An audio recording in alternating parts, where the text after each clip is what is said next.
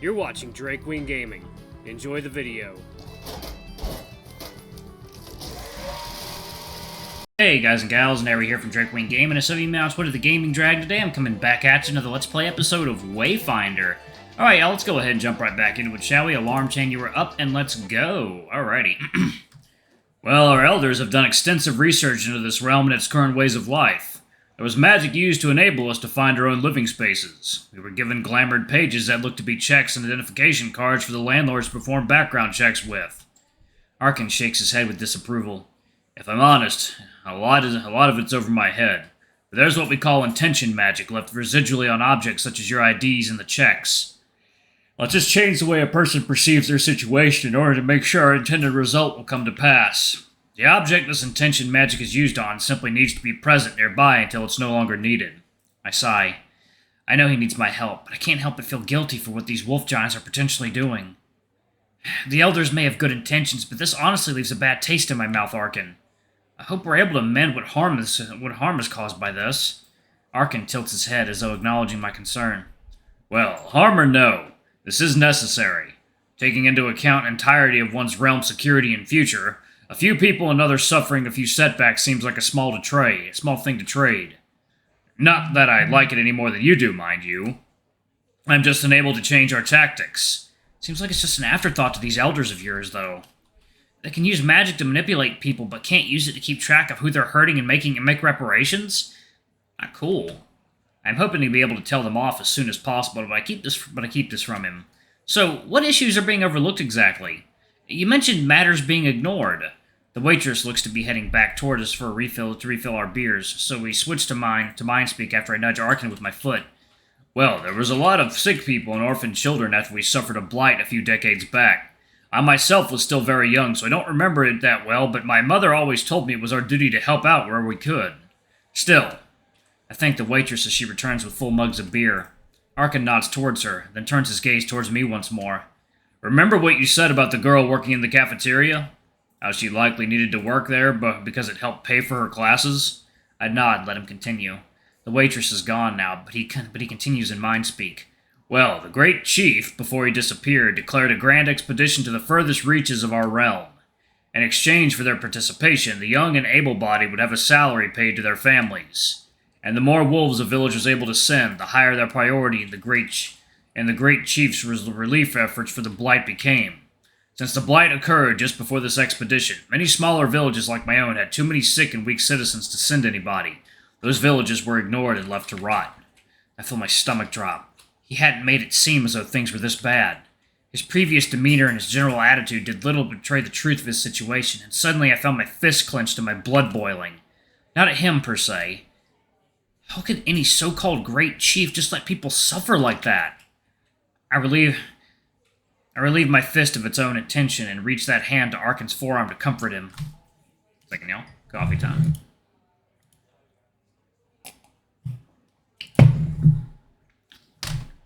We sit in silence for a bit until Arkyn changes the subject. I'm grateful he does.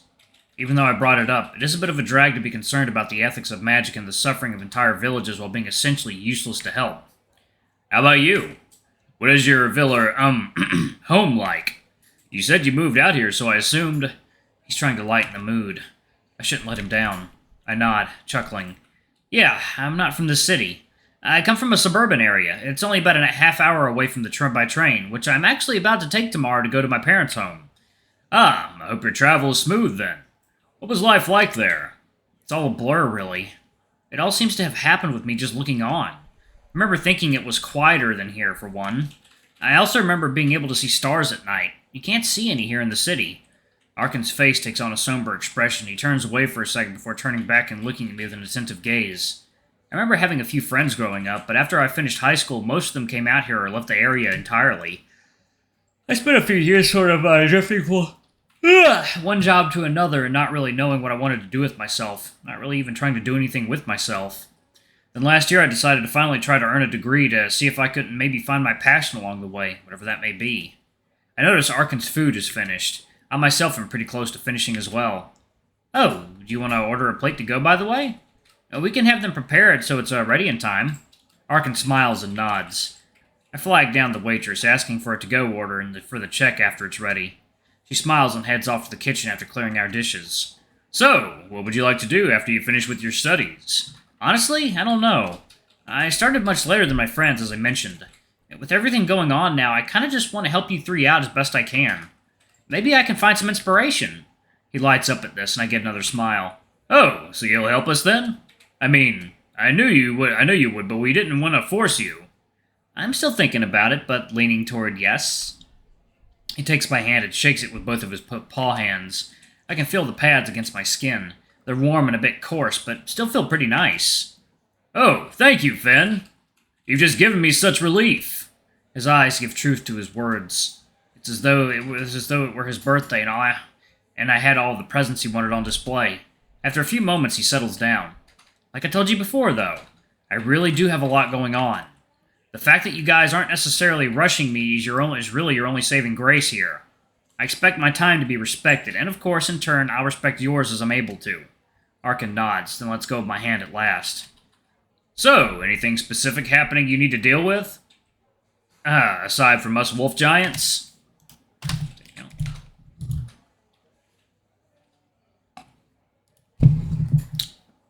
I sigh. This part always bothers me to talk about. Yeah, my mom. She has a bit of a drinking problem. It's usually not so bad, but it doesn't help that I stop myself. He doesn't need to know this. The mood is just coming back from its decline, after all. Wait, what? What's happening with your father? Is there some trouble? I shake my head. No, Arkyn. Don't worry about that. Let's see. Aside from that stuff in school... Oh! Something's been bugging me about Tucker lately. I swear I heard him make some growling noise earlier. He called Gerald a fleabag earlier, too. I think he might know something is going on with you three. Arkyn contemplates this for a moment, then shakes his head. Oh, that's... Fynn, you could just be projecting because of meeting us. Maybe your mind is just having trouble processing everything. Arkyn ponders for a moment, and then his eyes light up. Hey, Fynn! I look toward Arkyn inquisitively. Yes, Arkyn? Do you, have access to the rooftop garden at the mall this late? Yeah, I like how he just kind of gave a completely nonsensical answer and then just changed subjects. Yeah, something's going on with Tucker. If anything, I think Tucker might also be a wolf giant. Do you have access to the rooftop garden at the mall this late? Odd question, but I nod. Well, technically, yes. The mall doesn't close until 2 hours from now, but because I have the key to the rooftop lift, I can get up there anytime I want. Within reason, of course. There likely isn't anyone up there right now, though, since the garden center is the only way for the general public to get there. Why do you ask? Arkyn smiles and curls his hand up into a fist, holding it in front of him and pulling it down in excitement. Perfect! Let's go there again after this. I think the nighttime security guard might not be there, so we won't have anyone to bug us when the stars come out. Oh, I think he'll be showing us around the city. I guess I can humor him. You won't be able to see the stars out here because of all the tall, lit-up buildings, but... I sigh. We can still go and hang out there if you'd like. He smiles, and I catch an almost salacious look in his eyes for a brief second. Yes, absolutely. You'll see the stars tonight if I have anything to say about it. Arkyn looks ready to drag me away from the table. Thankfully, the waitress returns with a smile. And even more thankfully, no questions, with Arkyn's takeout and our check. I leave enough for the bill and a nice tip. Thank the waitress, and after gathering my jacket and Arkyn's jacket and food, I quickly follow him outside. Arkyn and I step off the lift to the rooftop area, lit only by a couple lampposts around the edge of the roof and the dim, soft pink light of the dusk sky. I look around to make sure there's nobody there with us. After seeing nobody, I turn back to see Arkyn lying a blanket down onto the floor in a grassy area. I set my mums down on a nearby table next to the bags of takeout Arkyn brought. I turn to join him. Where did you get that blanket? He chuckles and shrugs. It was nearby. Don't worry about it. I'm not so sure I want to sit on that. He frowns, sniffing the air. Thank you.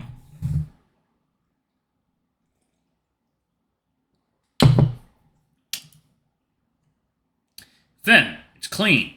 Are you sure? Arkyn bends over, getting on all fours and sniffing around the blanket.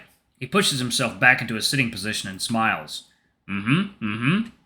His happy nodding and confidence reassure me, and I shrug and move closer to sit at the same time as him. Arkyn takes the bags of takeouts from the nearby table, just in reach, and places them on the blanket next to us. He leans back, propping himself up on the ground behind him with both arms. I chuckle and do the same. Ooh, that's pretty. Looking up, the sky is starting to darken, but it's not quite there yet. There's a bit of a soft light blue near the horizon, mixing and blending into the gentle pinks and whites of the clouds. Looking far off, the pinks and blues fade into an almost unsaturated sea of purple clouds and darker violet abyss beyond it. So, it's still too light out to see the stars. He nods. Mm-hmm. I look around and back at him. We'll be here for a while. He nods again. Mm-hmm. I sigh and shake my head, then laugh. We sit in silence for a few minutes as the cool autumn breeze whirls around in the trees and the plants surrounding us. So, do you want to tell me more about yourself? Arkyn looks to me and raises an eyebrow. What do you want to know? Well, what's your family like? Arkyn smiles and looks back up to the not stars. I love them so much. It's just my mother, my brothers, and me, but honestly, I'm so happy with them. My father left to join the expeditions a long time ago, but he never came back. So I had to help my mother wrangle my kid brothers a lot, but I was always happy to do so. I find myself looking at his smile with a bit of jealousy, but shake it off before he turns to me. My mother is such a kind and wonderful woman. She works hard to take care of the sick villagers and still makes time to spend with her kids. Sounds like she's a pillar of your community. That's pretty inspiring. His eyes are aglow and he turns back to look at the sky. The sky is darker now. Not dark enough, but darker. He seems contemplative, or like he's trying to concentrate on something. Yeah, it is. She is. I admire her a lot. So how about your brothers? Oh, right. Well, I have 2 younger brothers. The older of the 2 is named Eric. And he's got a bit of anxiety about meeting new people. I understand that. I feel pretty anxious when I have to meet new people, too. I think he'd like you a lot. Eric was afflicted with the blight when he was younger, but he's alright now. Oh, I'm sorry. That must have been horrible for him and you all. It was, but he's recovered and he's healthy now. Mostly his constitution took a hit. He can't stand for long periods without getting shaky, and he gets spooked very easily, which doesn't help. Arkyn pulls his knees into his chest and wraps his arms around them. We almost lost him to the blight.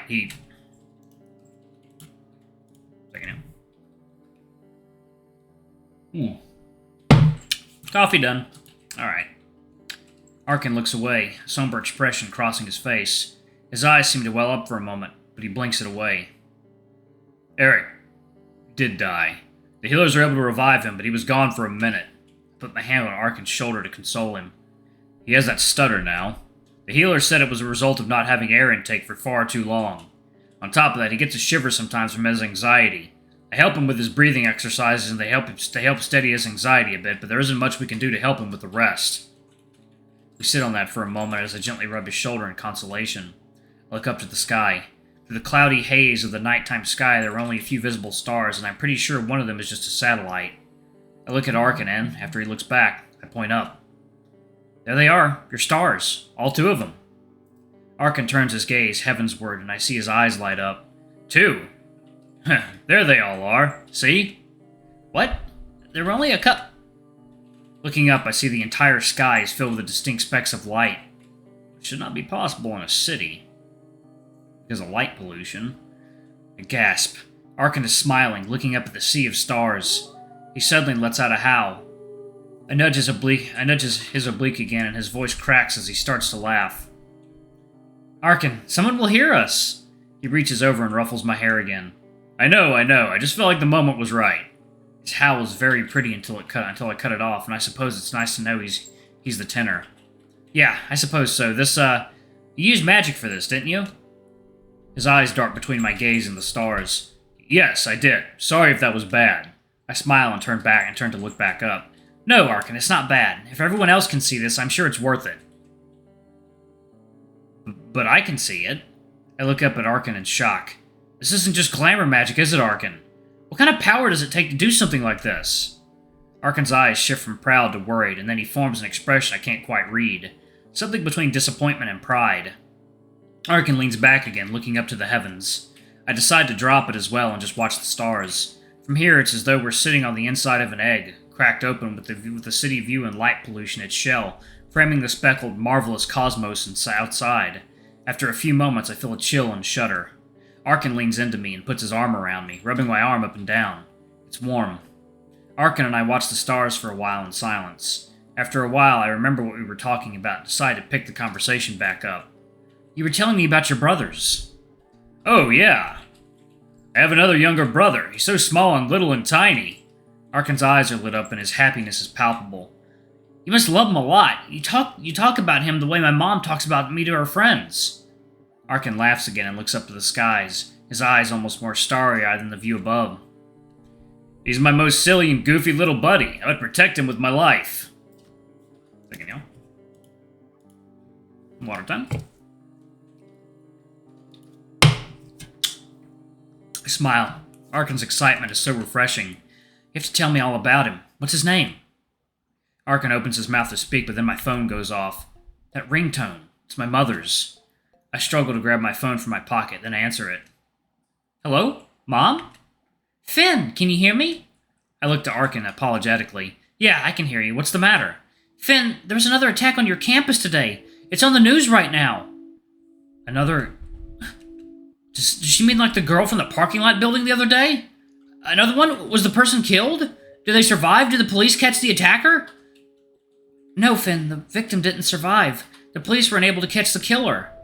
Holy shit. I look to Arkyn, a grave expression on his face.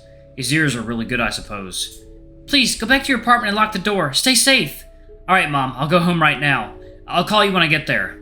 Arkyn is standing up and reaches down to help me stand. Be safe, sweetie, please. I nod, knowing she can't hear me. I reach up to take Arkyn's hand. I hang up.